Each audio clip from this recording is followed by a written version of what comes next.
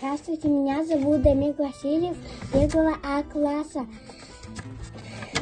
Амгинского лицея. Сегодня мы с папой прочтем якутскую сказку «Почему зима длиннее, а лето короче».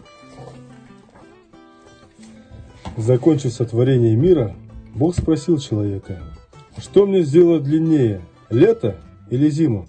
Человек на это ответил: спросил у моих друзей коня и быка, пусть будет так, как они скажут. Первым спросил Бог у коня: ты бы как хотел, чтобы зима была длиннее лета или лето длиннее зимы?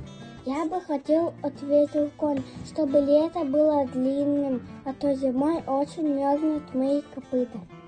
Тогда Бог спросил у быка: а ты что скажешь? Что для тебя удлинить или что укоротить? Бык ответил: лучше бы удлинить зиму, у меня в летнюю жару мокнет нос. Бог так и сделал. Зима стала длинной, а лето коротким. Узнав ответ быка, конь рассердился и легнул его в тот самый мокрый нос. Так легнул, что выбил ему передние зубы.